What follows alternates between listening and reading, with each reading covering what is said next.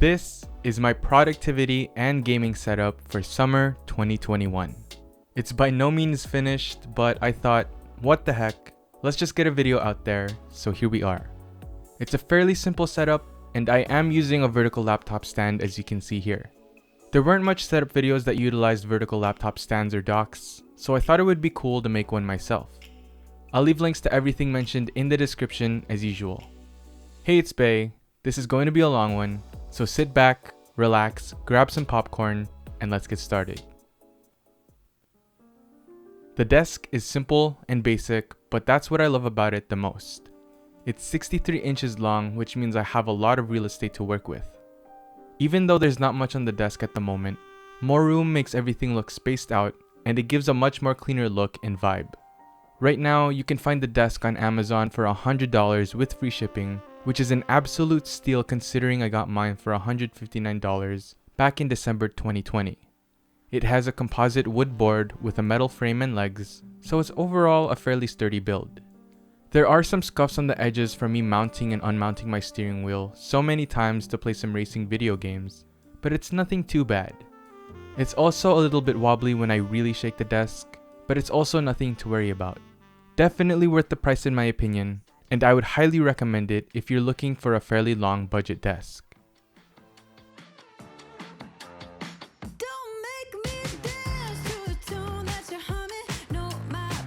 Next up are my laptops. I've literally chosen the worst time to try and build a PC because of scalpers and crypto mining and all that jazz, so I'm stuck with a laptop for now. The one up in the front is my GIGABYTE AERO 15X, and I don't really use it that much anymore. I take it out occasionally for some business stuff, but that's about it. I also have a 2019 16-inch MacBook Pro that I use for my photo and video editing. I'm also starting to get into writing and producing music, but haven't really gotten that far into it yet. I'm going to be using my MacBook for those type of stuff as well though. For now, it's usually just chilling in the back corner of my desk. My main laptop is the MSI GE75 RAZER with the i7-10750H and RTX 2070. This laptop is mostly used for gaming and some media consumption. It's actually really good for the price I got it for, and I guess I'm going to have to be satisfied until I can get myself a graphics card for MSRP. It can run games that I'm currently into like Apex Legends and Valorant with no problem. It has a 144Hz display, but I like to keep it in the vertical stand to save some space. It really never leaves my desk, and I only take it out to turn it on because the power button is on the inside of the laptop. That's the only sucky thing about this setup, but I just deal with it.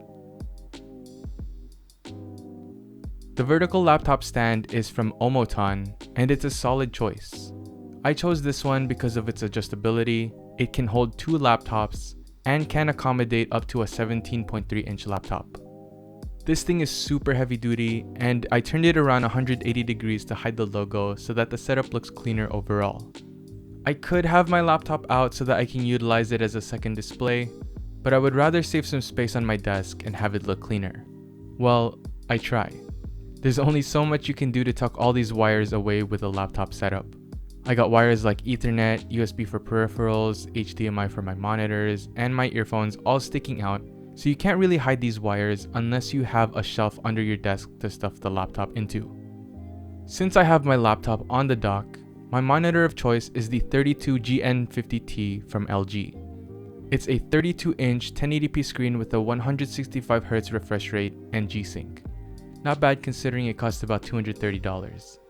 It is on the larger side, so I was able to pick out the individual pixels at first, but I got used to it and now the display looks great to me.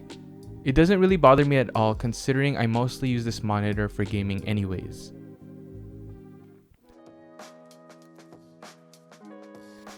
My monitor is on a VIVO single monitor desk mount arm, and it's holding up really well considering that it claims to only support up to a 27-inch monitor.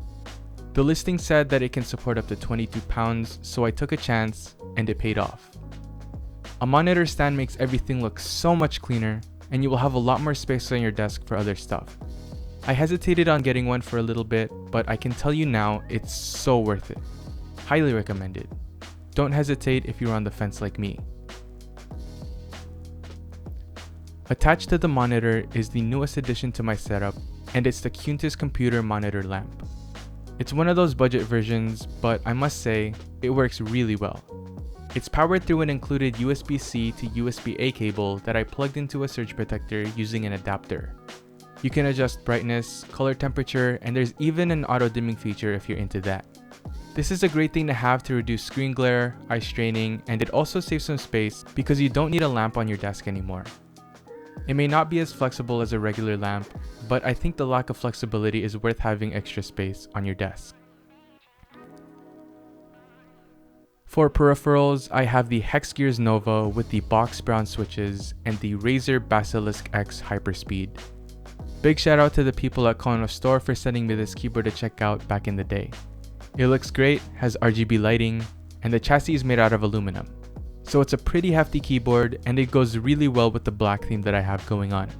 For the mouse, I just wanted something wireless, and this was the only wireless gaming mouse they had at my local Target. That's pretty much it. There's no other particular reason why I purchased this mouse.